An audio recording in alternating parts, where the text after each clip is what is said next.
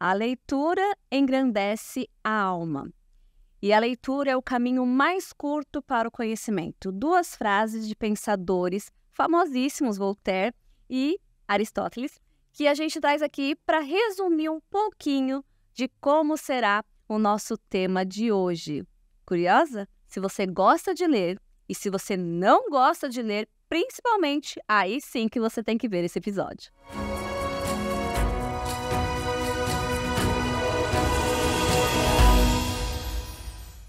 O Pode Contar só é possível por causa dos meus amados patrocinadores.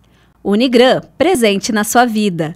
Estúdio Silvânia Souza, sinta-se incrível. Marta Campos, o nosso conceito é cuidar de você.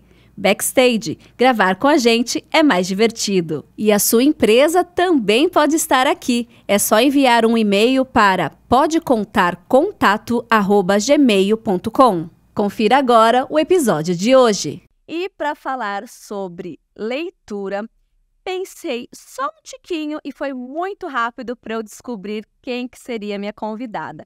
Comigo está a Elaine Messias, que é empresária e uma leitora voraz. Tô certa? Certíssima. Seja bem-vinda. Obrigada, Miriam. Obrigada a você que está assistindo, pela audiência, pela oportunidade de me deixar falar um pouquinho sobre esse assunto que eu gosto tanto. Não tinha muito para onde eu escapar. Eu falei, não, se é para falar de ler, vou falar com a Elaine, porque eu poderia ir para pessoas estudiosas dessa área, mas eu acho que você fala com tanta naturalidade e é tão seu. E eu acho que é isso que às vezes atrai as pessoas na leitura, pelo exemplo, né? É muito melhor do que qualquer pessoa super letrada no sentido de sou especialista em leitura. A Elaine, para quem não conhece, vou dar uma resumidinha aqui. Ela é empresária, sócia de livraria, não poderia ser de outra forma, mãe de 2 jovens e adolescente, avó de 3, gente. Sim, tem essa carinha de menina, mas já é avó de 3 gracinhas. E ela sempre muito simpática e gosta muito de ler. Apresentei e resumi bem um pouquinho da sua vida? Então tá. E me conta, Elaine, como que você apreciou, como que você começou a ler? Não aprendendo a ler, né? Mas ler livros. Foi algo da escola? Foi algo que veio da sua família? Não, a escola, eu falo principalmente para quem não gosta de ler. Tenta esquecer a escola, deixa a escola de lado, né? Eu cresci numa casa que sempre teve livros.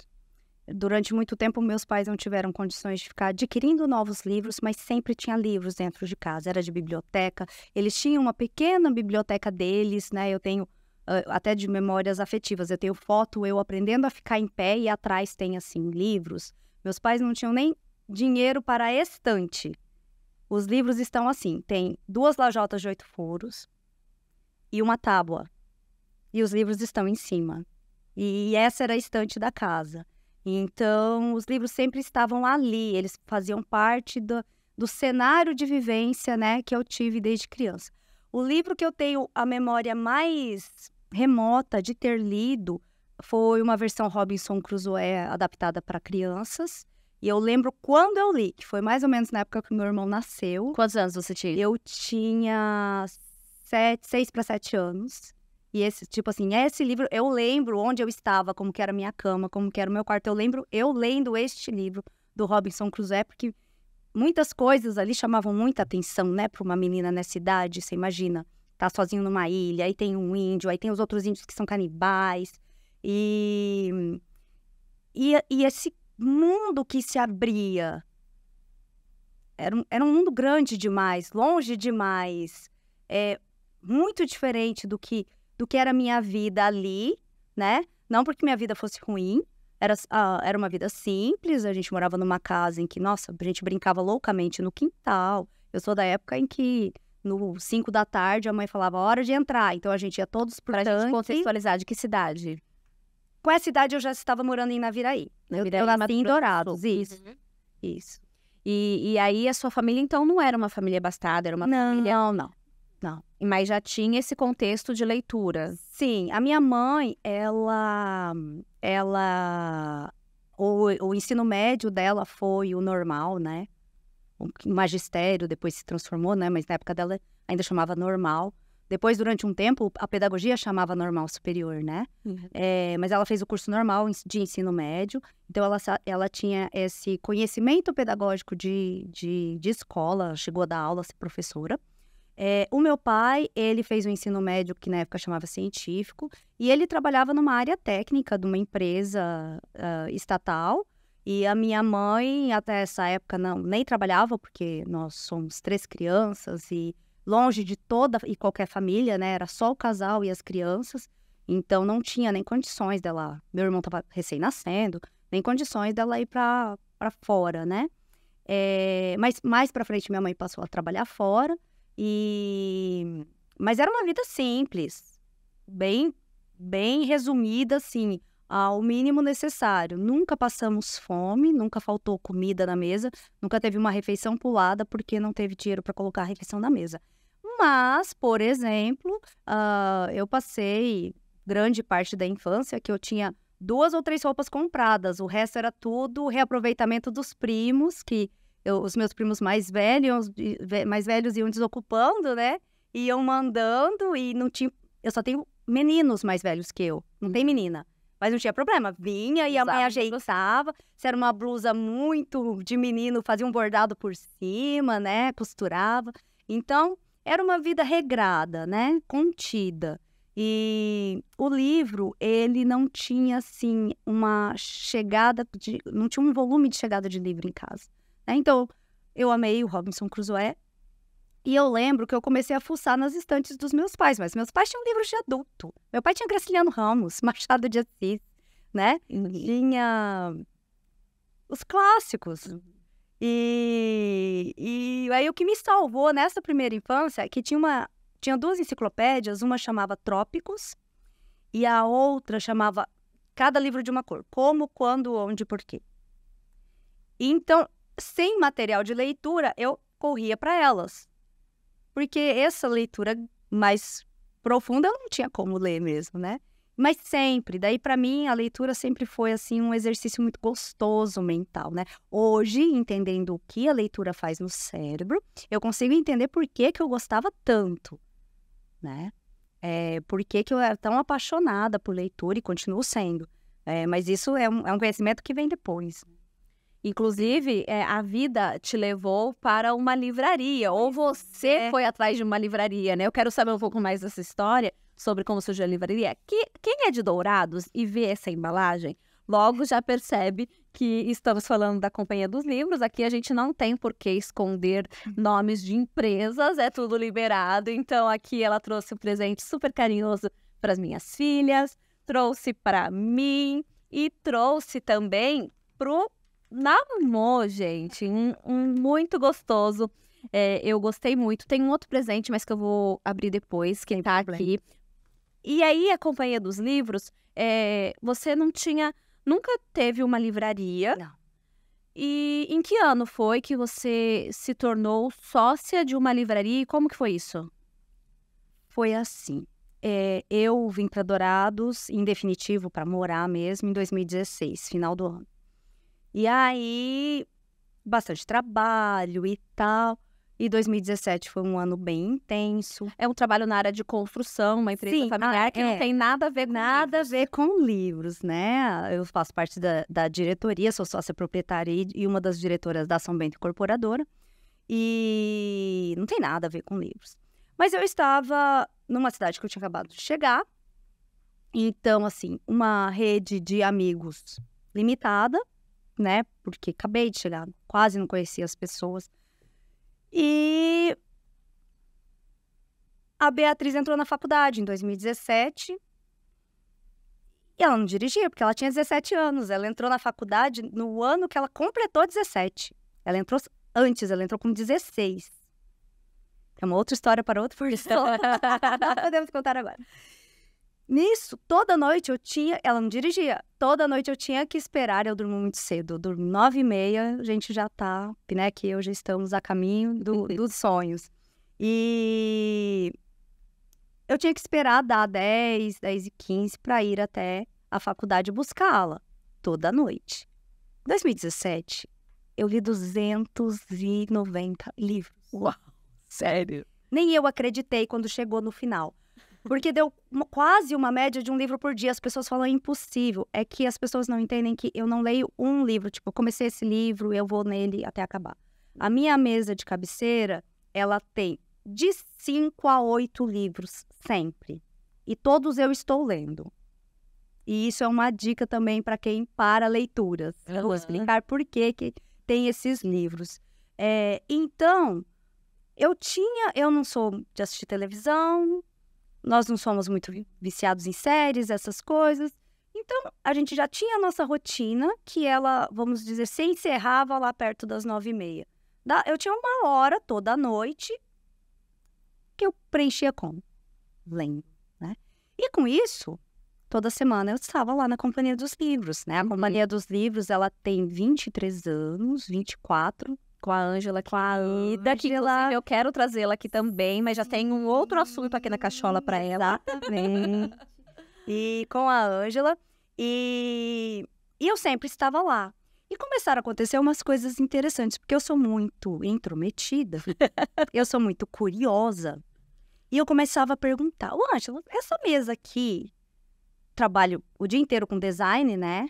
Não sou da área de arquitetura, mas eu trabalho por conta da São Bento Incorporadora o dia inteiro com avaliação de designs. O olho fica muito clínico para isso, para arquitetura, para fluxo de movimento. Essa mesa aqui, se a gente virasse, não ficava melhor? Será?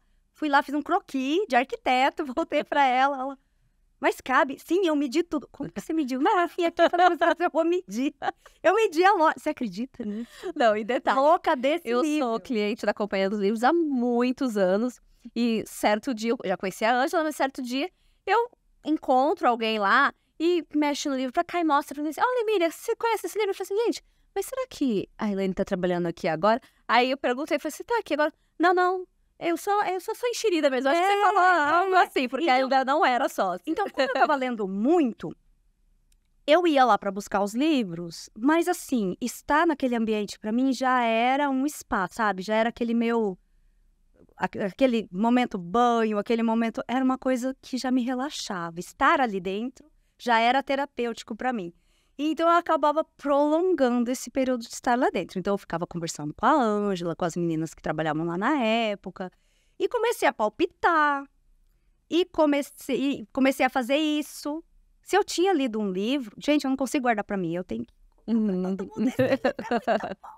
E eu acabo sendo muito comunicativa e tal. Um dia a Ângela vira pra mim e fala, é o seguinte, eu tô num dilema, ou eu vou ter um sócio, ou eu talvez feche a livraria, porque eu sozinha não tô dando conta de tocar, tá complicado pra mim. Aí eu peguei e falei, vou pensar no assunto.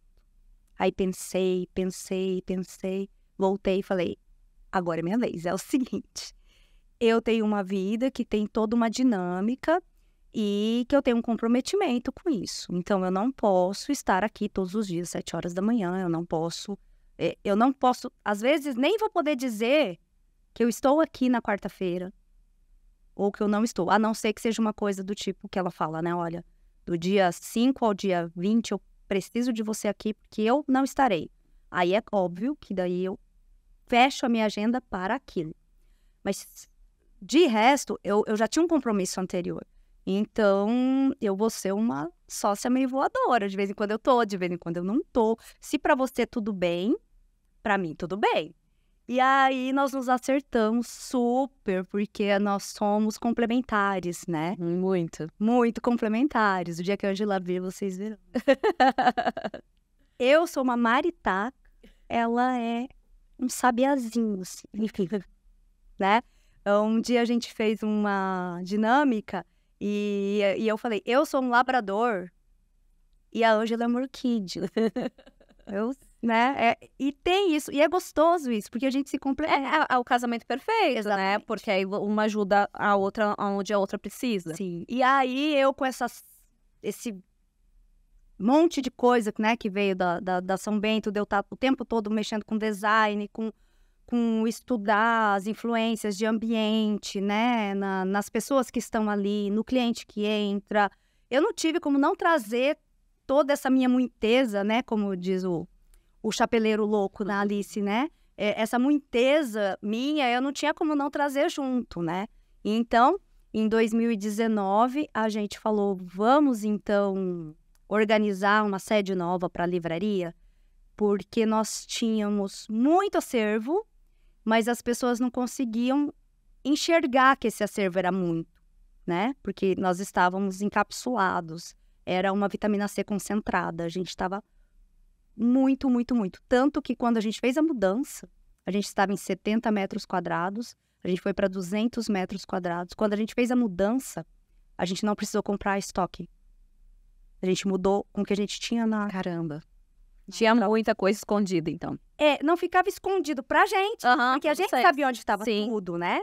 E quando eu cheguei na livraria, na sociedade, eu falei, Ângela, eu quero aprender, mas eu quero aprender do começo. Eu quero limpar a estante, porque é o único jeito de eu saber onde que tá o livro, do que o livro fala. E eu, gente, flagrei, já estive ela fazendo exatamente isso, limpando estante, limpando livro. Exatamente, eu quero limpar a estante, eu quero abrir caixa, eu quero fazer o primeiro serviço, né? Tanto que eu demorei meses para passar uma venda no caixa. Meses. Porque primeiro eu falei, não, primeiro eu quero saber onde estão os livros, né? E aí foi. Então, tem coisa administrativa dentro da livraria que até hoje eu não faço. Não sei nem como faço. Não sei. É desinteresse. Não é desinteresse. Eu ainda não fiquei tempo dedicado para isso. Porque isso, nós estamos falando de 2018. Então, ao mesmo tempo que a Ângela e eu estamos nessa movimentação da livraria, nós estávamos parindo Hectares, que é um empreendimento que exigiu da gente, assim, uma dedicação de... Eu falo, não são horas, são horas-luz, sabe? Foi muito dedicado, porque era muito detalhe, era muito estudo. E então, eu ficava em dois mundos. Eu pulava de um mundo para outro, e no meio disso tudo veio pandemia. Então, foi bem divertido. Foi bem divertido. Lá em casa, a gente usa uma expressão assim.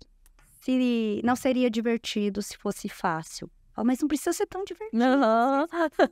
Um pouco mais leve. Um pouco mais. E aí, gente, elas criaram a livraria que eu posso dizer que é a mais encantadora, ou sei lá, top 5 do Brasil, quiçá mundo. É isso. Porque ficou muito linda, encantadora, realmente. As crianças vão principalmente... Acho que não só as crianças. Mas todos nós vamos e ficamos lá não só querendo ver livros.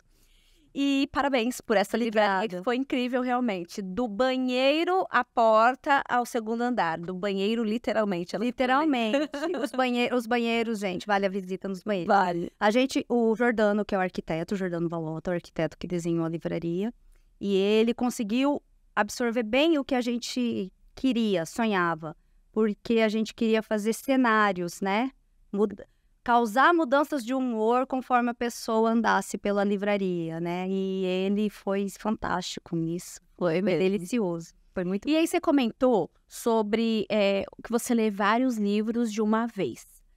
Como que é isso? Porque por um tempo na minha vida, hoje não mais, mas por um bom tempo, eu achei que a gente precisava ler um livro de cada vez, senão ficava confuso e a gente confundia coisa e tal. Hoje eu mudei isso. Mas eu quero que você me explique por que você lê vários e chega a ser até 8. Tá. Eu vou fazer primeiro uma pergunta. Quando você está assistindo uma série, tá? Você assistiu 3, 4 capítulos da série. E daí você e o seu marido vão ao cinema e assistem um filme. E você confunde com a série que você estava assistindo? Não. A leitura é a mesma coisa. O nosso cérebro ele tem essa capacidade de acondicionar cada informação direto da fonte onde ela vem, né? E isso é muito importante porque isso explica por que a leitura na tela não causa o mesmo benefício neurológico, não é de conhecimento. A palavra abacaxi que você leu numa tela, ela vai ter a mesma função de armazenamento de abacaxi, né? Do que a que você leu no papel. Mas os benefícios neurológicos da leitura na tela não acontecem só no papel. E isso por quê? Porque é um formato, uma mídia diferente. É uma mídia diferente. Quem assiste o podcast tem acesso a um tipo de mídia E quem só ouve o podcast, há outro tipo de mídia. Então, quem assiste ao podcast, ele vai ter uma memória desse podcast de uma forma, e quem só ouve o podcast vai lembrar de outra forma. Porque na hora que ele ouvir um short, né, que vocês colocam de novo, ele vai lembrar do que ele estava vendo quando ele estava ouvindo. De repente, ela estava vendo a batata no supermercado. Ela vai lembrar disso. E quem estava realmente sentado assistindo, focado em vocês, vai lembrar que blusa você estava usando. Mesmo sem ver. Ela está só ouvindo, mas ela lembra, né? Então, são mídias diferentes. E o cérebro, ele vai se trabalhando e ele consegue fazer isso. Separar certinho. É óbvio que não dá certo se eu começar 8 romances de época ao mesmo tempo. Aí, óbvio que eu vou misturar, porque é tudo a mesma categoria. Mas por que mais de um livro ao mesmo tempo? Primeiro, sempre tem livros finos junto. Porque você termina rápido e ele te dá aquela compensação no cérebro, aquela recompensa de, nossa, terminei. Entendeu? Segundo, porque o livro fino, hoje eu vou ter médico. Eu ponho ele dentro da bolsa e enquanto eu espero no médico, eu posso ler. Certo? Então, ele também tem... Você tem essa mobilidade com ele. Mais do que você não vai carregar Guerra e Paz no médico. É pesado, né? E o conteúdo que tá dentro também é pesado, né? É forte. Tem livro que é fino, mas o conteúdo é forte. Não é bom você levar por aí. Porque é um conteúdo que você precisa pensar sobre aquilo e tal. Segundo, porque olha só, tem dias que você teve um dia leve, feliz, tranquilo, você tá cheia de energia mental ainda.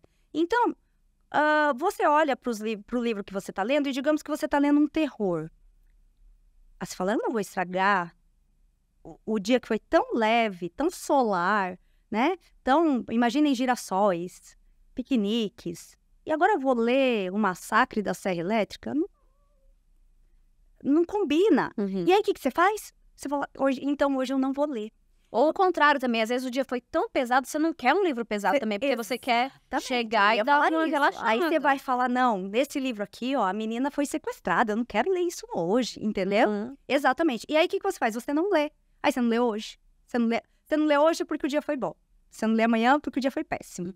E aí você vai voltar nele quando? Daqui 4 semanas. E aí você vai ter que voltar pro começo, porque nós estamos sendo treinados pro Alzheimer, né? Pelas mídias sociais, pelo celular. Quero chegar nesse ponto. Vamos deixar o asterisco aqui, a gente pega já. Então, você não vai lembrar mais o fluxo da história, você vai ler o nome de uma personagem e você vai falar... Mas quando você está lendo um livro, você sempre volta alguma página ou você consegue captar já a partir de onde está? Raramente eu volto uma página.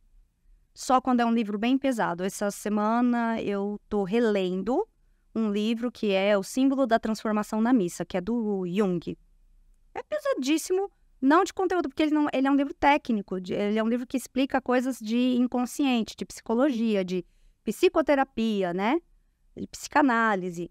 Então, é um livro que eu tenho que começar e fechar um capítulo, porque se eu tiver que parar no meio, eu vou ter que começar do começo do capítulo. Porque é uma ideia completamente nova para mim, o que ele está me explicando, e exige um raciocínio, uma atenção plena e um raciocínio pesado. E você anota nos livros, você risca, você dobra a página, como que é? Eu sou dessas. Ele não fala mal dessas pessoas. Não tem problema. Não, gente, ó... Sabe aquele presente que eu trouxe? É pra esses momentos. Então tá, vamos lá, vamos mostrar então esse presente. Pega esse presente. Esse presente eu vou usar. Eu vou usar. Esse maravilhoso que ela me mostrou. E explica então. Tá. Eu trouxe o presente aqui para o podcast. Não é pra Miriam, tá? É para o Pode Contar. No dia que a Miriam sair de férias, colocar a Marília aqui pra falar com a gente, porque a Miriam tá de férias. Gostei dessa ideia. Aí, Má. Também acho, né? Deixa aqui. Olha lá. Por quê? Esse aqui é para chamar a atenção da gente, porque a gente está com a atenção muito dispersa. Para chamar a atenção da gente para algumas coisinhas que são importantes. Presta atenção. Eu, Elaine Messias, para mim, comigo, tá? Serve uma coisa. E tá tudo bem o que serve para as outras pessoas. Não precisa vir embaixo nos comentários dizer, larga de ser louca, tá tudo bem. Eu não preciso colonizar você e eu não preciso da sua colonização em mim. Né? Então, é eu. Então, é pra... Entendi. O presente... Amei esse presente, ele vai ficar sendo fixo aqui. Aí você fica assim, vamos ver, será que vocês vão entender que eu tô sendo irônica? Ainda mais eu hoje em estou dia, sendo né? irônica. Hoje em dia, eu tenho que colocar nos meus stories, contém ironia, porque assim, parece que é tão óbvio que aquilo é uma ironia, mas as pessoas não entendem. Então eu vou criar uma campainha também para os meus stories, pra dizer, gente, é ironia. É isso, entendeu? É isso, e é o que eu ia te falar. Eu, por mim, eu acho que tinha que mandar fazer um carimbo de ironia pro story, sabe? Uma figurinha que você carimbasse, assim. O carimbo escrito ironia, contém ironia, né? Porque tá difícil das pessoas interpretarem, né? Que é o que outro tá muito problema por causa da leitura. Mas tá, antes da gente passar. Eu não risco. Não risca. Não dobra, não nada. Por quê? Como eu falei pra você, eu venho de uma família em que a gente tinha muito pouca capacidade de aquisição. Então, onde que eu lia muito? Biblioteca. Esses tempos até, Dona Ruth aposentou, que era a bibliotecária lá em Naviraí, da Biblioteca Municipal. E eu até os meus 33 anos, eu fui à biblioteca. Eu ia à biblioteca. Eu estava fazendo direito, eu ia à biblioteca. Que eu fiz primeiro matemática, depois direito, né? Então, eu terminei direito já... com 30 e poucos anos. Já tava aí a sua facilidade de vários assuntos. Porque você fez matemática e direito. Mas eu fiz matemática não foi por escolha, foi porque era o que tinha para eu fazer. Eu não tinha condições de pagar uma faculdade. E eu não tinha condições de sair de Naviraí para estudar. Então, a Universidade Pública abriu em Naviraí em 1992. A UEMS abriu lá... Minto, 94, a UEMS abriu lá com ciências da habilitação em matemática. 95 não teve vestibular, porque queriam fechar a UEMS. Aí, em 96, teve vestibular. Aí, eu prestei vestibular e fui fazer matemática. O importante era estudar. O importante era estudar, exatamente. O importante é... O que eu tenho? Eu tenho isso aqui. Então, é com isso aqui que eu sigo adiante, né? Então, eu cresci e me adaptei a vida toda o livro é um objeto valoroso, frágil, com o qual eu tenho cuidado. Por quê? Porque eu devolvia os livros que eram da biblioteca. E você anotava fora? Anotava fora. Tinha um caderninho. Até hoje você tem um caderninho de anotações ou não? Hoje eu não uso bem caderno, sabe? Eu sou a louca da caixa, eu adoro caixa. Aí eu tenho umas caixas onde eu anoto e depois eu vou soltando lá dentro. Aí, de vez em quando eu quero dar uma relaxada, eu pego aquelas anotações e daí eu dou uma organizada, porque vai misturando de um livro e tudo, né? Aí eu dou uma organizada e tal. E aí, o que eu ainda acho que faz sentido, porque tem coisas que depois param de fazer sentido pra você. O que eu ainda acho que faz sentido, aí eu passo por um caderno que tá ficando lá no meu escritório, na minha biblioteca. E quando você termina um livro, você guarda ou você doa ou depende? Depende. Tem livros que são inemprestáveis. Quando alguém me pede emprestado, fala, você tem tal livro, né? Tenho. Eu já respondo, tenho assim. A pessoa me pede emprestado por tenho, porém... Não, empresto. Se for um livro que ainda está em edição, eu falo para a pessoa, tá bom, eu vou trazer. Aí eu pego na livraria, eu compro o livro e dou para a pessoa. Dado. Te trouxe de presente porque você queria, né? Tem outros livros que, assim, eu já li, tá lido, ele cumpriu a função na minha vida. Então, estes são emprestáveis, eles vão para tudo quanto é lugar. Alguns voltam, alguns não voltam. Aí eu não sofro por eles não voltarem. Aí agora, lá no Hectares, a gente instituiu uma cestinha do livro compartilhado. Fica no café, então lá no Café da Cis, a gente vai lá, deixa os livros que você já leu e que acha que ok, eles irem passear com os outros. E você olha aqui que as pessoas deixaram lá. Se tem algum que te interessa, você leva.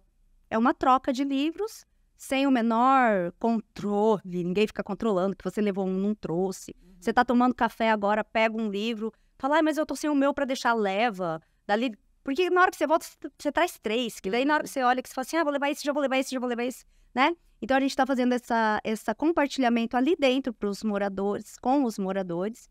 Mas...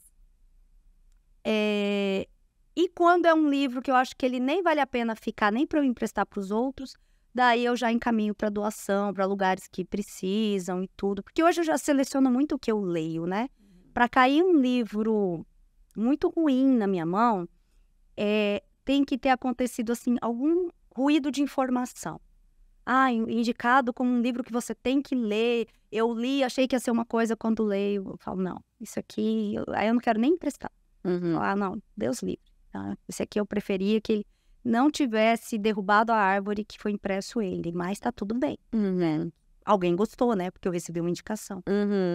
Eu acho que até foi você, eu tenho certeza. Uma vez me falou assim, eu falei assim, nossa, esse livro, não lembro qual que era, mas ele é tão óbvio, né? Pra você, aí você comentou alguma coisa, é que o óbvio pra você pode não ser... Exatamente. Você falou alguma coisa... também tem que ser dito. Porque a nossa formação mental, de temperamento, de raciocínio, ela depende das referências que você tem.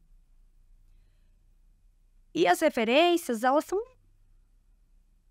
bilhares, não são milhares, elas são bilhares, né? E tem coisas que no dia a dia são muito simples para você e que para mim não são. Você cresceu perto do mar. Eu fui conhecer o mar aos 13 anos. Você sabe olhar para o mar e dizer onde tem uma corrente, que não pode entrar. Eu não sei. Eu já caí numa corrente. Quase não estava aqui para falar, né? Se não fosse um surfista, o valor das coisas também é diferente. Exatamente. Né? Só o exemplo do mar em específico, eu brinco com o Thiago, que quando a gente vai pra praia, ele fala assim, você vai entrar no mar? Ele fala com orgulho, né, do mar. E eu achava aquilo super curioso. Ele falou, mas como que você fala? Eu falo, não, a gente fala, você vai entrar na água. Fala, não, mas o mar é uma coisa muito importante, tem que ser valorizado, não é entrar na água. Falei, olha só como é questão de repertório de vida, né? Exatamente, porque pra gente o mar, pra quem nasceu, cresceu aqui, o mar é uma oportunidade, né? 40% da nossa população não conhece o mar. 30% da população brasileira adulta nunca leu um livro. Olha só, vamos... Importante esse dado. Nunca. 30% da população adulta brasileira nunca leu. E vai piorar essa estatística? Muito. Só que isso é um problema que ele não é um problema da Elaine da Companhia dos Livros, tá? Ele não vai repercutir apenas em mim, no meu negócio. E a repercussão dele, se fosse só no meu negócio, eu falava, tá joia. Isso vai repercutir numa bomba que vai explodir em poucos anos da ausência de capacidade de mão de obra. Por quê? Porque a estrutura mundial que nós temos hoje de vida não é uma cadeia produtiva primária. A gente não vive todo mundo na roça plantando alface, tirando leite, fazendo queijo. A gente não vive assim. Pense nas pessoas com quem você convive. Que porcentagem, mais ou menos, delas trabalham com coisas que são mentais e não braçais? 80%. Muitos, né? Eu jogaria uns 85%. Exatamente. Se as pessoas estão parando de ter capacidade mental de raciocínio, como é que elas vão executar essas funções? Porque ensinar uma pessoa a carpir é fácil.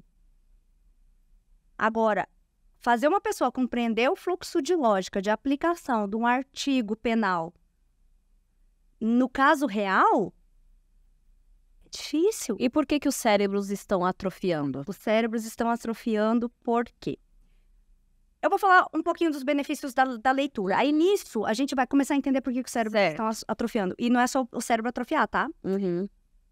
Você vai ter que colocar um pip na minha fala. Então, eu vou fazer o seguinte. O aumento de morte por suicídio vai continuar duplicando. E é duplicando, tá? Tá matando mais que câncer, problema de coração e guerra. Porque o nosso mundo, o nosso modelo de vida atual, ele exige uma maturidade emocional. E não é porque tem a rede social, não. Tira a rede social. Vamos voltar para 1970, 80, começo dos anos 90, né? Onde o máximo de redes, comecinho, que não tinha internet para todo mundo, o máximo de rede social que tinha era a gente fazer jornalzinho no mural da escola, né? Mesmo ali, com a vida adulta exige, ou a vida adolescente, exige uma maturidade emocional, que a gente vinha amadurecendo. Por quê? Porque brincava na rua, caía, batia o joelho, brigava com o filho do vizinho, no outro dia fazia as pazes, no mesmo dia fazia as pazes, jogava um torrão de terra na boca do outro. Isso é um exercício das emoções. E a gente ia exercitando, e a gente ia pro parquinho, não gostava da cara da menina nova da vizinhança, daqui a pouco ela era sua melhor amiga. É exercício. E Saber lidar com frustrações, com as emoções, com altos e baixos. tudo isso. Então, isso tá parando de acontecer. Entendeu? A gente tá cada um crescendo como um Tarzanzinho, escondido dentro de uma florestinha. E na hora que a gente sai pra vida, que precisa ir trabalhar, que precisa ter, que vai pra escola, que vai... é muito esse contato. A gente tá ficando incapaz de gerenciar o contato com o outro humano. Eu tenho relatos de adolescentes que não saem do quarto, não saem de jeito nenhum do quarto, que os pais têm que obrigá-los a sair, quando antigamente a gente falava, eu não quero ficar em casa, era o contrário, mas não, ele só quer videogame, celular, computador, porque ali é tudo muito mais cômodo. Aí eu precisaria também no podcast só para esse assunto, né? Porque outra situação complexa, né? Porque vamos falar dos benefícios. Vamos. Nada de cancelamento hoje, primeira vez que eu venho aqui. Vamos deixar o cancelamento lá pela terceira. Então, vamos lá. Primeiro benefício da leitura.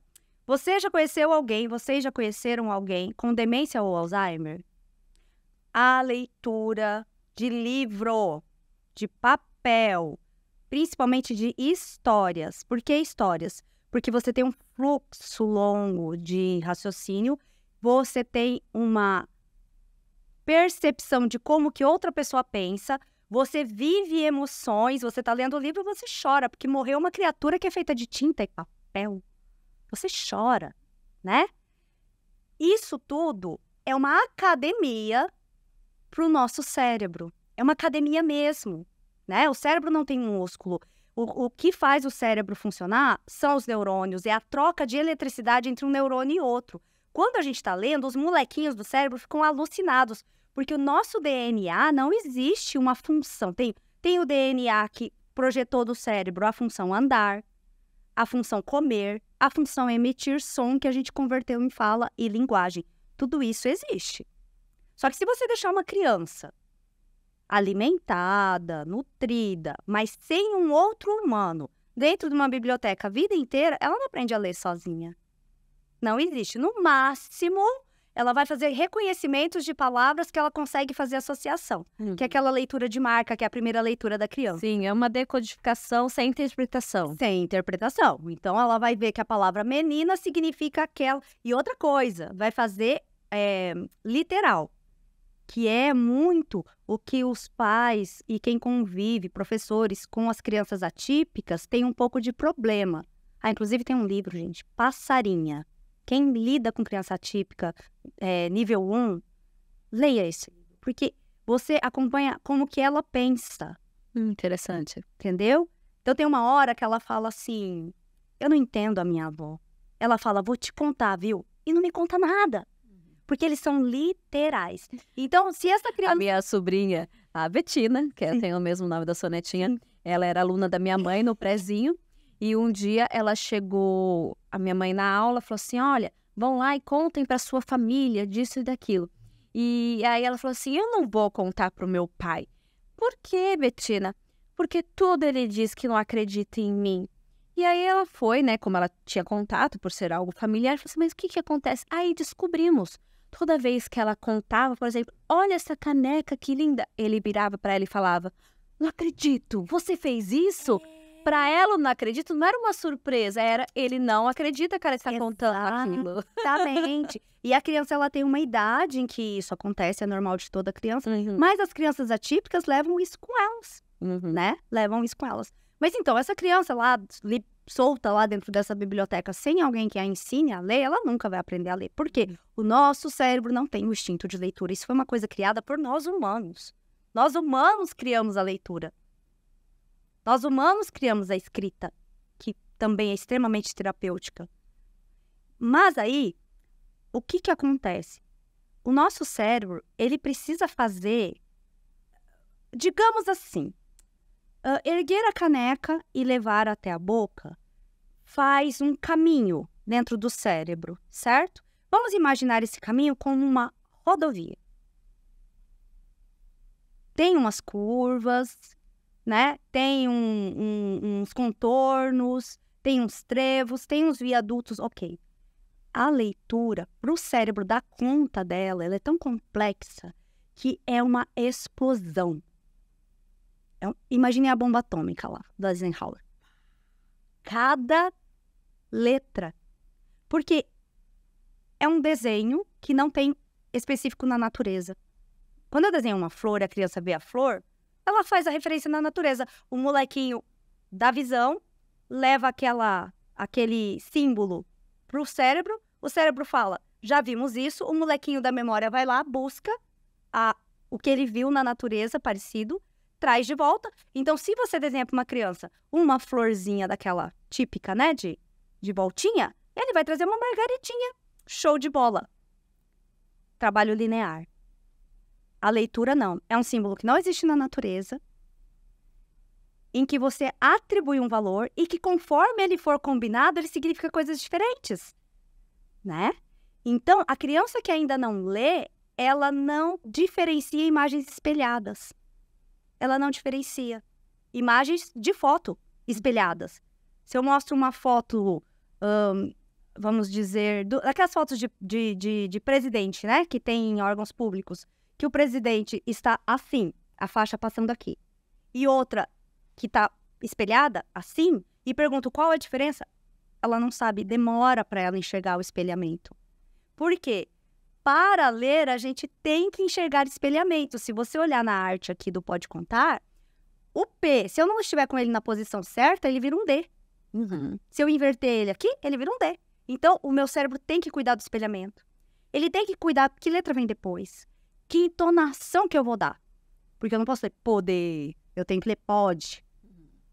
Tudo isso é uma explosão para o cérebro. É uma diversão para ele, né?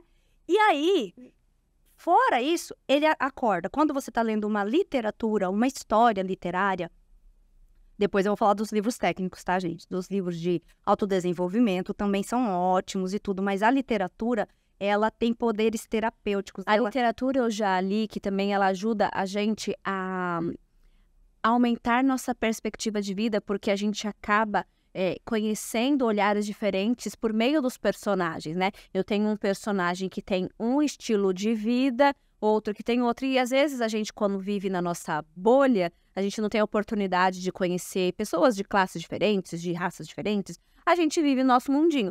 E às vezes a gente não consegue mesmo ir para outros, mas pela literatura as pessoas conseguem ser mais empáticas. Tem um livro chamado Trança. São a história de 3 mulheres completamente separadas. Uma está no Canadá, é uma advogada.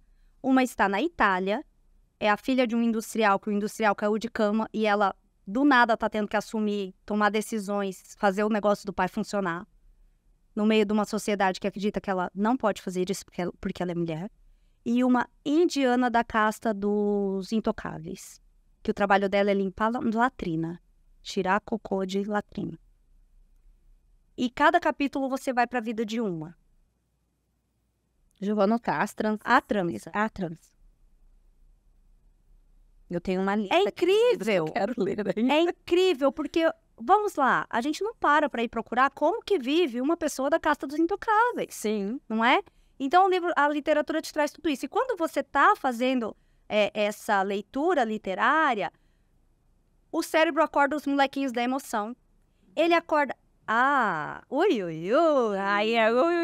Eu ouvi já o podcast, né, com a doutora Mariana. É claro, gente, olha, quando eu falo que a literatura é terapêutica, ela é uma terapia de apoio. Ela não vai substituir jamais psiquiatra, psicólogo, médico, tá bom? A literatura pode ajudar as mulheres que estão com baixa libido. Existem livros, né? A gente chama HOT, né? que aí ele tem o de época, por exemplo. Se eu tenho um temperamento, sei, a Miriam tem um temperamento muito romântico. Então ela tem ali uma história toda romântica, com rei, príncipe, duque, duquesa, tipo Bridgerton. E ela vem e você lê aquilo e ali vai ter uma descrição de uma cena romântica íntima. Inclusive, essa semana me perguntaram se eu achava, talvez a sua opinião seja diferente da minha, que ler contos eróticos é a mesma coisa que assistir pornografia? Na minha opinião, não. Não. Ah, E assim, existe uma diferença entre os contos eróticos e os contos pornográficos. O conto erótico... A pessoa me perguntou conto erótico. O conto erótico, ele tem um enredo. Existe um enredo que ele é plausível e que ele vai levando as emoções até a cena erótica e ele descreve, vamos dizer assim, com leveza, aquela situação erótica.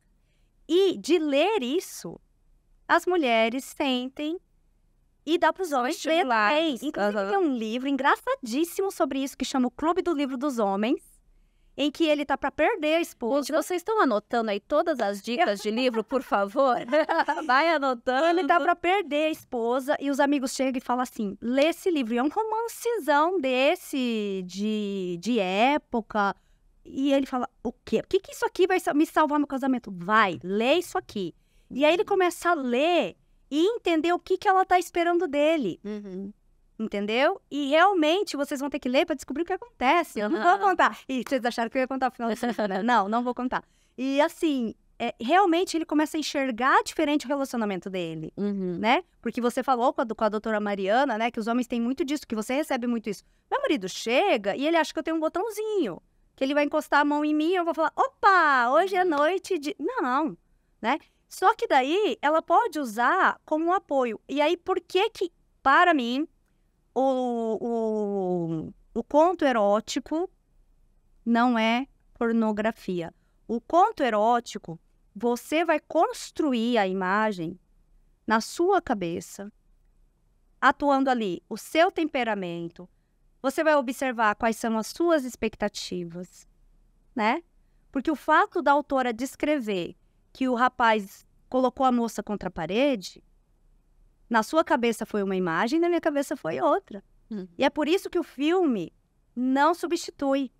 Porque no filme ele te entrega pronto, o seu cérebro fica passivo. No livro, não.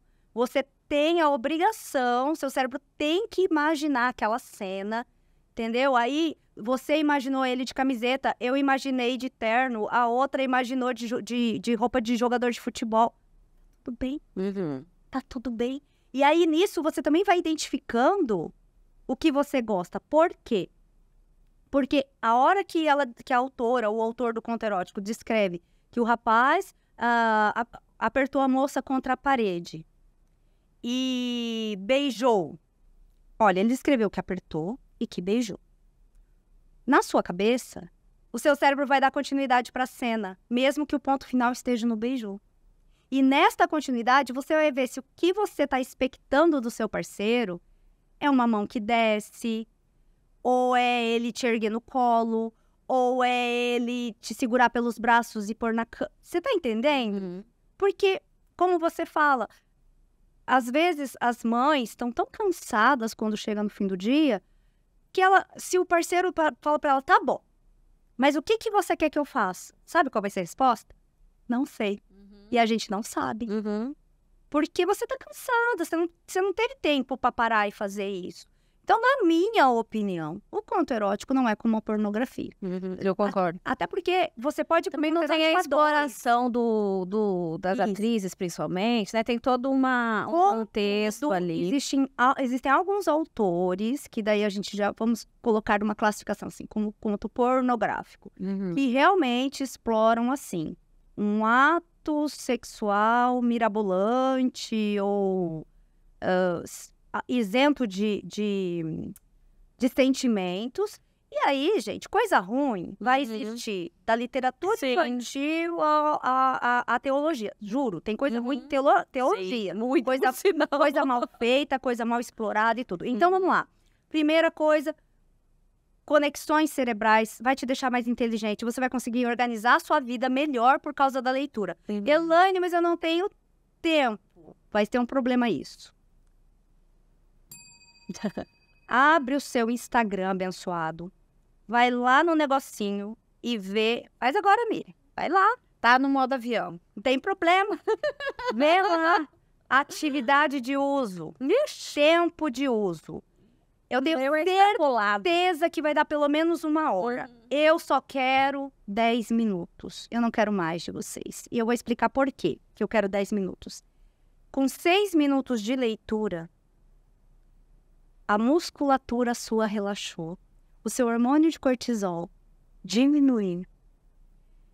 A sua tempestade mental arrefeceu. Ou seja, seu corpo sai do estado de matar ou morrer, de caçar ou correr, de bater ou não sei o quê, para estou tranquila e segura. Certo? Isto não sou eu, Elaine Messias, que está falando. Isto foi pesquisa da Universidade de Sussex, na Inglaterra, que colocou as pessoas para lerem em situações de estresse e depois para lerem, e não situação de estresse e depois para lerem, e monitoradas, e a partir do 6º minuto não estava estressado, relaxou, estava estressado, relaxou também. Um exemplo é quando a gente vai dormir.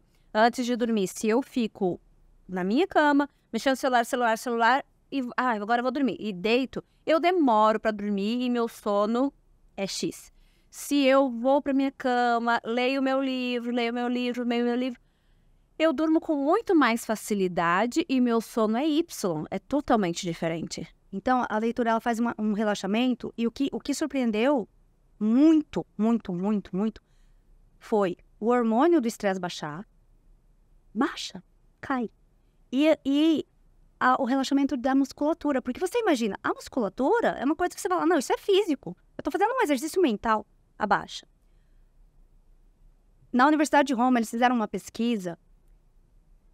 As pessoas que leem 30 minutos por semana, por isso que eu falo, 10 minutos por dia tá o suficiente. É só tirar 10 minutos. Pode pôr para despertar. Põe 10, vou ficar só 10 minutos. 30 minutos por semana, num teste de felicidade, elas eram 30% mais felizes do que o grupo que não lia nada. Elaine, se eu ler 2 horas, não aumenta, tá? Dali pra frente, desses 30 minutos por semana em diante, as pessoas têm uma percepção melhor da vida. Elas são mais otimistas com a vida do que a galera que não lê nada. Então, ler te faz mais feliz. Te faz mais feliz, exatamente. Por que isso? Porque com leitura o seu cérebro entra num fluxo de lógica, e a gente está vivendo muito sem lógica, né? De planejamento. Você vê a vida de outras pessoas por um ângulo muito íntimo. Então, você começa a não se sentir tão abalado com qualquer coisinha, não é? Nós estamos vivendo num mundo em que a pessoa liga para mim, não me manda mensagem e fala assim, hoje eu tô muito triste. O que aconteceu? Ai, gente, a Sandy separou. Você é a... pegou no meu calo agora, eu sou fã da Eu Sandy. sei que você é. Mas você é amiga íntima? Não. Para a separação da Sandy alterar o seu relacionamento com seu filho, com seu marido, com sua mãe, naquele dia, não é. Não. É pra gente olhar assim, olha, a sua separação, eu acho que foi uma palavra errada no meio da... Mas a separação da Sandy é triste. Toda separação é triste, né? Toda separação é triste. Mas não, e daí tá longe, a minha tá perto. Pode afetar a minha vida. Pode afetar a minha vida. Eu posso me compadecer e falar, puxa, mas o que aconteceu? Nossa, eu não esperava por isso. Mas eu não posso deixar afetar a minha vida. Então, toda essa questão da literatura, da leitura, ela é necessária para muita coisa. A gente usa, a leitura nos torna mais humanos, nos afasta mais do animalesco, tá? Aumenta a empatia. Você comentou uma vez comigo que quem ler mais pode enriquecer. Você também citou outro exemplo, que quem ler mais, a pessoa que é leitora, ela escolhe melhor o marido. Também. Por quê? Quero que você comente essas duas coisas. 85% dos milionários do mundo, milionários, milionárias, bilionários, relatam que leem pelo menos 2 livros por mês. Os livros, quando você pega um livro bom, ele dá para você um curso sobre a vida de outra pessoa que fez muito bem na vida. Muito bem, de bem à humanidade, mas também fez muita coisa boa. Conseguiu resolver problemas. E em ler essa biografia ou o que essa pessoa escreveu, você vai ver, por exemplo, em assistir você, as mães veem como você resolveu o problema de coletar xixi em criança de fralda, certo? A gente não sabe exatamente como que a Madre Teresa de Calcutá ou Gandhi resolvia os problemas deles. Mas se eu for lá e ler a biografia, eu vou ver. E quando eu ver isso... Quero voltar num negócio que vocês falaram aqui esses dias. Quando eu ver isso, eu vou usar isso na minha vida. Eu vou anotar isso e falar, o dia que eu precisar, eu já tenho aqui comigo. Eu começo a guardar ferramentas, né? Então, por isso, as pessoas que leem têm uma tendência a melhorar na profissão e financeiramente e na vida, porque você começa a ter mais sensos de lógica. A gente faz muita coisa ilógica. Muita coisa ilógica. No dia que teve o podcast aqui com as meninas falando de finanças, eu coloquei embaixo uma pergunta que a gente deveria fazer quando vai comprar alguma coisa, né? Eu vou comprar essa caneca. Adorei a caneca, eu quero a caneca. Show! Eu preciso da caneca, que foi as perguntas que ela fez. Eu preciso? Eu posso comprar sem me endividar? É urgente, eu preciso fazer essa dívida para comprar? Isso aí é lógica também. Mas tem uma lógica emocional que as pessoas pararam de fazer essa pergunta. Se eu morasse numa ilha deserta, eu compraria esta caneca? Sim, porque eu gostei tanto que não é... Mesmo que ninguém no mundo saiba que eu tenho esta caneca, eu a quero, ou eu preciso dela, porque ela tem uma utilidade para mim. Show. Show. Agora, se a hora que eu fizer essa pergunta para essa aquisição, eu digo, não, mas aí perdeu a graça. Bom, se aí perdeu a graça, então vamos fazer uma avaliação psicológica de por que eu tô querendo comprar isso? Porque então eu não tô querendo comprar isso porque eu quero, porque eu preciso, porque daí não sou eu que quero. Eu estou vivendo a manipulação de ter algo para esfregar na cara dos outros. Que é o que mais a gente faz, né? Até porque o excesso de telas gera ansiedade, gera o consumismo. Exato. E eu quero fazer um adendo aqui. Se você não assistiu o episódio que a gente fala sobre o excesso de telas, se eu não me engano é o 3º episódio do Pode Contar, tem tudo muito a ver com o que a gente está falando aqui. Lá tem informação, a gente falou com uma fono e com uma psicóloga, tem informações preciosas que tem tudo a ver com o nosso assunto de hoje. E aí a gente tem que caminhar para o final, então, infelizmente. Só terminar que você me fez uma pergunta. Isso, vamos continuar. Ainda não precisa terminar nesse minuto, mas só pra gente ir. Vai. Eu avisei. Não, eu já quero o parte 2 desse episódio.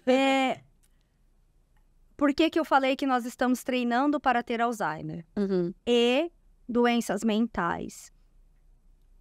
A OMS já está se preparando para, em 2050, as doenças mentais ser, assim, a maior causa de morte e de doença do mundo, né? O nosso uso da tela, do jeito que a gente está usando, que é um jeito como? Rápido, superficial. Nós estamos treinando o nosso cérebro para olhar e esquecer, que é tudo que a gente não quer. Elaine, sabe o que eu tô aqui admirando a cada minuto? Não sei se vocês repararam, o tanto de informação que ela guarda. As pesquisas, os autores, o nome do livro. Gente, eu não decoro mais nada. Eu não consigo absorver. Sério, eu tô lendo um livro porque eu tô me forçando a ler livros, porque eu confesso, eu já disse pra você, eu sou uma viciada em telas. É o meu trabalho, mas também é a desculpa que é meu trabalho. Então, eu me obrigo a ler. Falei, não, eu não quero me tornar essa pessoa. Porém, às vezes eu falei, nossa, eu tô lendo um livro maravilhoso. Ai, qual?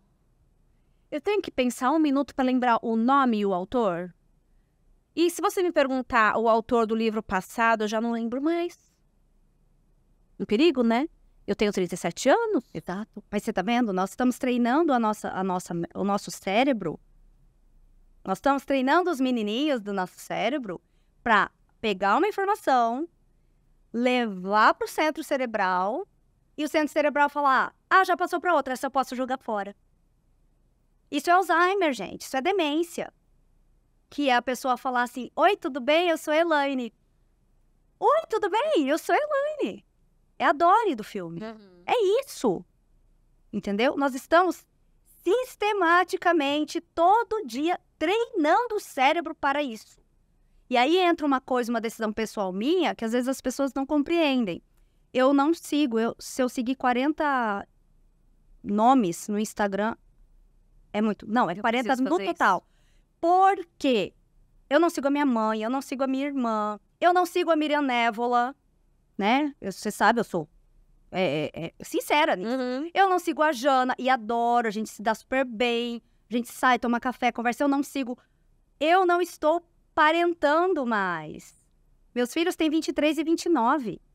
Eu estou vovozando, entendeu? Então, pro meu dia a dia, os assuntos que vocês focam, ele não faz sentido. Elaine, mas é uma informação a mais. Para eu pegar e mandar o cérebro jogar fora? Não. Então, quando estávamos construindo o Lago do Hectares, eu seguia o Ricardo, porque eu estava mergulhada em informações sobre o lago. O lago ficou pronto e está funcionando bem. Parei de seguir o Ricardo, dispenso. Eu não sigo a minha mãe, porque minha mãe vai postar foto de flor do cachorrinho e não sei. Eu conheço a flor, eu conheço o cachorrinho. Mãe, eu te amo, mas eu te amo aqui. Eu não preciso amar ali, entendeu? E nisso eu libero espaço para eu olhar rápido. Hoje, se eu pegar o meu celular e rodar, em 3, 4 rodadas vai aparecer assim, você já viu tudo que tem nos últimos 14 dias para ver. Uau, eu nunca cheguei nisso. Não mostra, entendeu? Mas você não tá perdendo as coisas. Olha só, não tá fazendo meio falta na minha vida. Então é sinal de que isso não ia fazer falta mesmo. Meu cérebro, mais cedo ou mais tarde, ou ele ia explodir de tanta informação desnecessária que ele estaria recebendo, ou ele ia começar a apagar coisas que eu tinha acabado de ver. E se ele começar a apagar o que eu acabei de ver, eu tô treinando ele para Alzheimer. Eu não quero. Eu não gosto de malhar. Eu tenho que malhar, porque malhar também é um remédio para evitar Alzheimer e demência. Não é? Eu gosto de doce. Eu não tô comendo doce. Aí eu pego e eu não como doce, eu malho, eu como proteína, show de bola. Aí eu fico o dia inteiro, 6 horas, 5 horas, mandando o meu cérebro olhar e esquecer, olhar e esquecer, olhar e esquecer. O que ele tá recebendo mais de impulso? E aí é o problema que acontece com as crianças, que é aquele que não pode ser nomeado assim, mas eu não tenho um nome certo para pôr, então eu vou nomear assim, que é o autismo de tela. É uma ação da criança, uma reação da criança ao mundo, como se ela fosse autista, mas que é causado porque ela fica na tela. Se você tira a tela, os sintomas desaparecem, né? É isso que está acontecendo. E isso é perigosíssimo, não é? Por quê? Então, olha só, qual que é a nossa previsão do futuro? E eu sou otimista. Eu sou muito otimista. Eu sou uma pessoa que eu tô sempre vendo coisas boas.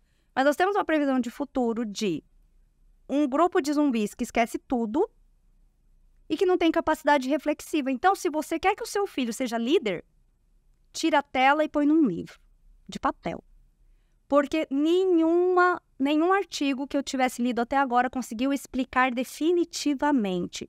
E os russos já diziam, está lá num livro do Dostoiévski lá, de 1800 e pouco, que doença que tem muito remédio é porque nenhum cura. É porque não tem cura, né? Então, eles dizem o seguinte, eles acreditam que porque na tela a gente faz essa roleta de informação, o cérebro entende que quando você está na tela, você não precisa guardar a informação. Eu li o livro O Cérebro no Mundo Digital. É verdade. E traz, assim, informações preocupantes e muito relevantes. E aí eu tinha essa dúvida, né? Será que o Kindle... Aliás, o Kindle não tem internet, não tem, assim, redes sociais. Uai, será que o Kindle não seria uma opção? E diz que não, que a retenção é bem menor. E aí eu aderi, em partes, o Kindle, para livros bobinhos, vamos dizer assim. Sabe aquele romancezinho para o momento que eu tava amamentando, por exemplo, no escuro. Sim. E em vez de eu ficar no celular, eu tava ali com o Kindle, pelo menos eu faria uma leitura aqui sem luz, né? Claro. Só que realmente eu já tentei ler um livro de desenvolvimento pessoal, por exemplo, ou um livro que eu queria aprender algo, eu tentei ler pelo Kindle, eu não retive da mesma maneira. Até porque, mesmo que ele dê para grifar o Kindle, eu sou do tipo do papel que precisa grifar mesmo. Aí eu escrevo do lado, aí eu faço uma orelha, eu pego, eu ponho um clipe, eu preciso engolir o livro para ele devorar. Talvez porque eu seja um pouquinho limitada. Não é isso. Eu devoro São o livro. os nossos temperamentos, né? E a gente quem tem o temperamento tátil, né? Agora, assim, o livro, ele é importante. Hoje, eu diria assim, quer ler? Vamos ler. Pelo amor de Deus, vamos ler. Porque não adianta você chegar na livraria e falar pra mim assim, ai, incentiva aqui meu filho, Joãozinho, a ler. Você lê? Ah, não dá tempo. Eu não vou conseguir. Porque a educação, ela é muito difícil. Porque a educação é uma coisa forçada. Eu falei que eu queria voltar numa coisa que vocês falaram aqui. Em vários podcasts eu assisti, até hoje, eu assisti os 8 podcasts que teve. Aí, essa audiência, Marais, vou te dar uma medalha. 100 podcasts. E em todos tem um momento em que vocês falam assim, mas não adianta falar e não fazer, tá? Na filosofia, existe uma percepção, ninguém sabe provar por quê. Não existe uma prova por quê. Quando a gente começa a procurar quem dá os porquês, a gente vai para metafísica, para religião. Vamos deixar essa porta fechada para outro dia. Na filosofia, existe uma constatação de que quando uma coisa não é uma verdade para mim, eu verbalizo ela para você e você sabe que não é verdade para mim, mesmo que você não saiba. Inconscientemente você sabe. Então, se eu não lesse, chegasse aqui e falasse, gente, leiam, vocês iam falar, ah, legal, ela falou para ler. Agora, quando você faz, você cria uma... Eu vou usar a expressão energia porque eu não tenho mais uma aura, uma coisa de autoridade. Você já imaginou se eu falo pra você, você me apresenta dizendo que eu sou uma leitora voraz, e daí eu chego aqui e falo, então, eu não lembro que livro que eu li. Ah, eu não sei. Não tem lógica, né? E uma outra coisa que os pais e mães precisam muito entender. A criança, ela está em treinamento para ser adulto. Você vai encher a brinquedoteca, o quarto do seu filho de livrinho de banho, de livrinho de tecido, depois de livros duros, firmes, daqueles que monta, desmonta, de quebra-cabeça e tudo. Mas a criança está mirando o adulto. Se a criança não vê o adulto com o livro na mão, quando ele chega nos 6, 7 anos que ele não quer ser criança, que ele começa a negar a criança dele, eu não quero mais isso é de bebê, ele nega o livro junto. Por quê? O livro não é de adulto. Por quê? Porque ele não vê o adulto com o livro. O Augusto, com 2 anos, o Pineca andava e ele andava atrás. E aí, de propósito, o Pineca mudava a posição das mãos. A gente tem vídeos disso. E ele mudava também. Colocava as mãos para trás, ele colocava as mãos para trás. Então, na hora que você vê, que vocês podem ver, façam o teste na casa de vocês. Os pequenininhos pegam livros, abrem e... Tem que ser não esteja lendo, mas tem na lenda ali. Eles vão lá e eles abrem um livro também, eles copiam. Então, se ele não estiver lendo, você não vai ter argumento de autoridade para exigir que eles leiam. Se eles não lerem, eles vão ser mandados, eles não vão mandar. Não é? E quando a gente pensa no futuro para os nossos filhos, não é que é melhor ou pior, mas você pensa num futuro em que ele tenha uma profissão em que ele fique mais confortável. Vocês estão vendo a onda de calor que nós estamos tendo. Vocês acham que vai ficar mais fresco no futuro? Vai ser cada vez mais difícil você trabalhar no braçal, não é? Então, se você quer isso para o seu filho, coloca ele num ciclo, coloca você num ciclo em que você vai conseguir ajudar. E a leitura, ela ajuda a salvar o relacionamento. Você pega uns 5 linguagens do amor, por exemplo, ela salva casamentos, salva relacionamento entre pai, filho e mãe, e irmã e todo mundo. Que hora que você entende que a sua mãe não é que ela é invasiva, a linguagem do amor dela é o serviço. Então, se você não der uma ordem de serviço para ela fora, ela vai entrar e vai fazer dentro da sua casa, porque ela quer mostrar que te ama. Então, você entendeu? Você não quer que ela arrume o seu armário? Você fala, mãe, por favor, hoje você pega a Mona Lisa na escola, leva até no dentista. Porque dela tá fazendo serviço, não é? Sim. Então, os livros, eles trazem isso, eles vão salvando as vidas nisso. E outra coisa, que é o problema da saúde mental, e já ficou demonstrado que quem lê literatura, mesmo que seja de desenvolvimento pessoal, mas quem lê... Quando eu falo literatura, gente, eu falo para separar do livro técnico. Ah, mas eu faço publicidade, jornalismo, eu leio um monte de livro de como montar o podcast, livro que tenha fluxo, né? desenvolvimento pessoal, literatura que tem uma historinha. Diminui até 45% o número de pessoas com depressão que são leitoras. A pessoa deprime menos. Por quê? Exatamente o porquê não se sabe. Acredita-se que é porque, como precisa dessa explosão dentro do cérebro para conseguir concatenar a leitura, isso ativa as áreas que são das emoções e deixa elas mais resistentes ao que a vida traz depois. Então, é muito benefício, né? Agora, Elaine, não gosto de ler. Faz a outra experiência. Tenha mais de um livro à sua disposição para aquele dia que você está chateado com uma coisa. Tem algum livro, assim, que você recomenda que... Elaine, eu não fui acostumada a ler, eu quero criar esse hábito. Por onde eu começo? O que você gosta na vida? O que você gosta na vida? Esquece literatura. Na sua vida. Carro. Pega livro que fale de carro, de corrida de carro. Tem um livro lindo sobre corrida de carro que chama Correndo na Chuva. Inclusive, junto tem a história de um cachorro. Super fofo, né? Que ele conta, o cara é um corredor de carro. Corridas de carro mesmo. Gente, tem livros sobre todos os assuntos. Então, vai para o assunto que você goste. Procura uma história num assunto que você goste. Ou comece lendo livros de contos, porque eles são curtinhos. Então, você tem a compensação de ter terminado. Você fala, eu acabei um conto. E você não está vinculado a ter que voltar, lembrar do outro conto. Você vai para um outro conto que, né, não tem um relacionamento. Ou ainda, livros infantis. As pessoas subestimam o poder do livro infantil. Na biblioterapia, a gente usa muito o livro infantil. O que é a biblioterapia? É você ajudar a pessoa a lidar com aquela fase que ela está vivendo na vida por meio de um livro. Então, livros de criancinha mesmo, às vezes, usa. Mas, por exemplo, cenário político mundial.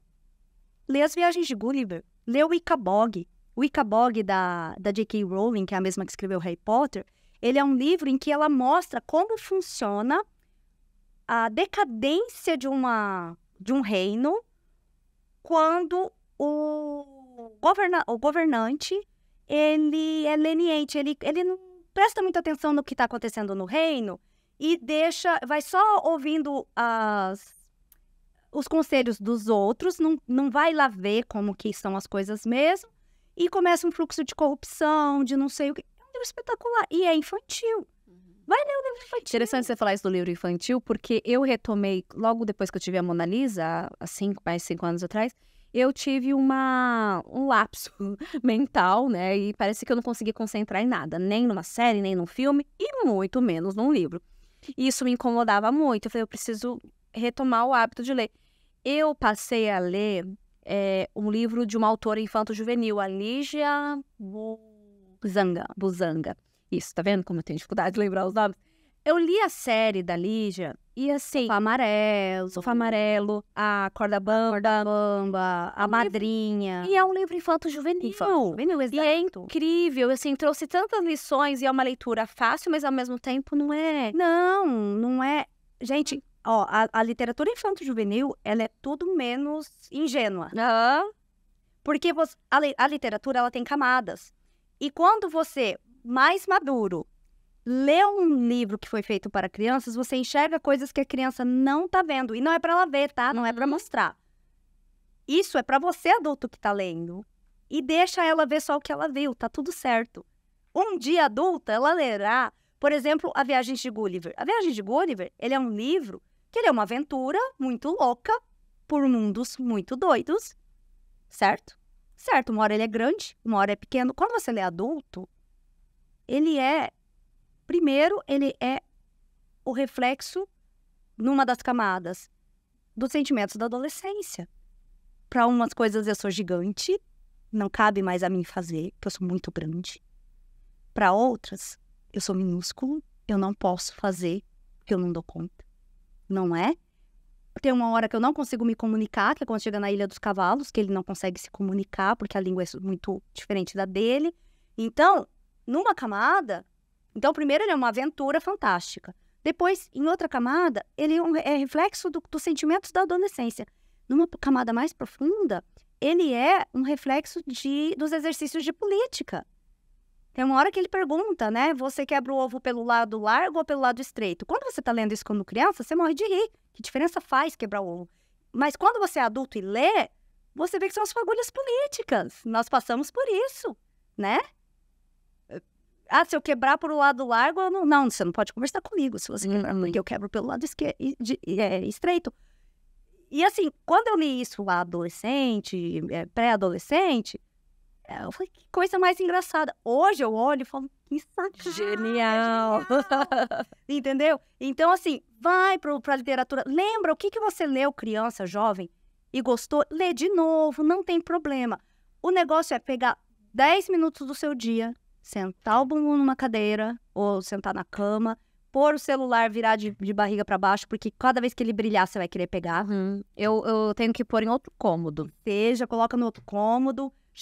Eu deixo avisado, eu tenho hora fixa pra isso, né? Então eu deixo avisado a família. Todo mundo sabe que a partir das 8 o meu celular vai estar viradinho. Então, se for urgente, vai telefonar. Vai igual os astecas, vai telefonar. Se for algo que pode me esperar, vai estar lá quando eu terminar. A gente tem uma comunicação que dura nela, não desaparece no ar. Não é um sinal de fumaça. Então, lê aquele período sem pensar no celular, tudo. Dê os seus 10 minutos, pode pôr até um despertador no celular.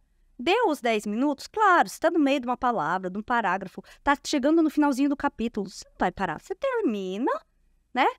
E segue sua vida.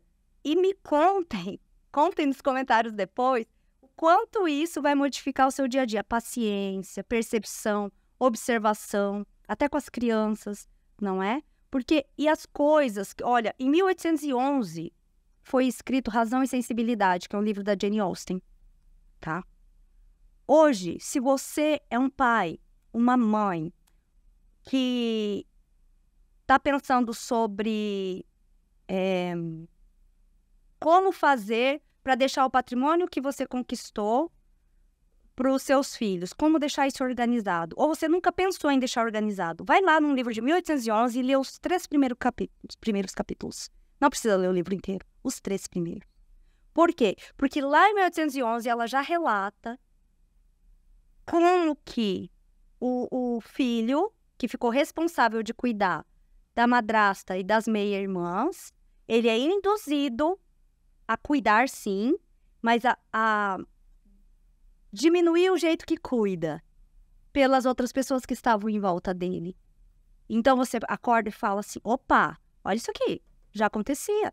Então por que eu vou deixar para acontecer depois? Deixar coisa pendente para depois ser resolvida de um jeito que eu não quero que seja.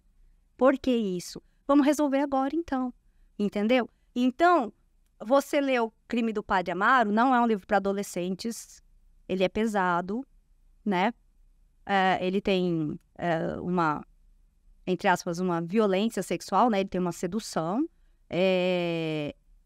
Mas você cria observações sobre como que é o comportamento de alguém que vai causar. Você lê Colleen Hoover, que é atual, ela descreve como que vai evoluindo um relacionamento abusivo. E aí, você acende as suas lanterninhas dos relacionamentos abusivos para falar, opa, isso aqui tá bem parecido com o que a moça descreveu lá. Será que tá? Por que isso? A gente se viveu a sua vivência, eu vivi a minha, né? Eu saí do interior, do Mato Grosso do Sul, do interior do Brasil, que é um país sul-americano, para viagens. Eu nunca saí para viver. Então, o que eu sei do mundo, eu saio, viajo e confirmo. Mas o que eu sei do mundo, os livros que foram trazendo para mim, né? Como não querer colonizar o outro, né? Por que eu não preciso colonizar o outro? Por que tá tudo bem se ninguém gostar de jaca e eu falar que amo jaca? Tá tudo bem, eu não me sinto não amada, né? Porque hoje as pessoas... Se você fala, eu não gosto de jaca. É o momento disso, né? E tem muito a ver também com o excesso de rede social, né? Que criou as bolhas e aí cada um só pode gostar do seu e conviver com os seus do mesmo gosto. Só no seu quebra e não tem capacidade. E ficam discutindo o lado do ovo 1000 horas, um querendo convencer o outro, não querendo escutar o outro. Isso é colonização. Isso é colonização. Só serve o que eu quero. Então eu quero converter você pro meu. Eu não quero converter ninguém. Laine, não sirvo para leitura, tá ótimo. Boa vida para você, tá ótimo. Eu tô contando as minhas experiências e o que eu sei sobre neurologicamente, psicologicamente As o que a leitura informações traz. estão postas, né? Se você quer continuar. Os julgamentos são de vocês. Não tenho nada a ver com isso, né? E eu fico muito leve para isso, né? Não tem uma coisa assim, ai, vocês, olha, por favor. Não, ouçam. Se você tem uma pessoa de meia idade em casa, arruma um jeito dela ler, ou de lerem para ela, ouvir um pouco histórias, ajuda. Mas não ajuda com uma leitura. Porque quem está explodindo o cérebro é quem está lendo. O outro, ele está só recepcionando, só no auditivo, né? Mas assim, se a pessoa for capaz de ler, incentiva que leia, né? Consiga, tem algumas coisas de letra grande. Por quê? Porque você vai melhorar a qualidade de vida dessa pessoa. Com certeza. E agora a gente já estourou Vocês 2 horas. entenderam? Vocês entenderam por que eu convidei a Elaine para falar desse assunto? Com certeza teremos que ter parte 2. E teremos. Que a gente ainda nem chegou muito em literatura infantil. Nem chegamos na literatura. Teria muita coisa mais ainda para falar. Elaine, foi um prazer. A gente sempre que se encontra em qualquer cantinho, a gente conversa, A né? gente é daqueles que sabe aquele meme que a criança senta assim, ó, no cantinho, porque a mãe gruda na outra. A gente é. Então a gente ficaria aqui, eu acho que umas 4 horas no mínimo. Não faço ideia, no mínimo. Talvez. Obrigada pelos agradeço. presentes. A campainha vai ficar aqui cativa. E foi um prazer. O prazer foi todo meu, muito obrigada. E qualquer pergunta que vocês tiverem também, tem o meu Instagram, que é aberto, é pessoal, mas é aberto. Tem o Instagram da livraria, que é a Companhia dos Livros. O meu Instagram, a Miriam vai colocar lá, né, na tag. Sim. Agora, na tag. E também nos comentários desse podcast, que eu venho e respondo com o maior carinho. É um assunto que eu amo, então tô sempre falando disso. Obrigada. Um beijo nos netos, nos filhos, em todo mundo. Você que acompanhou a gente até aqui, muito obrigada. Pode contar que na próxima semana vai ter mais assunto bom. Eu espero você.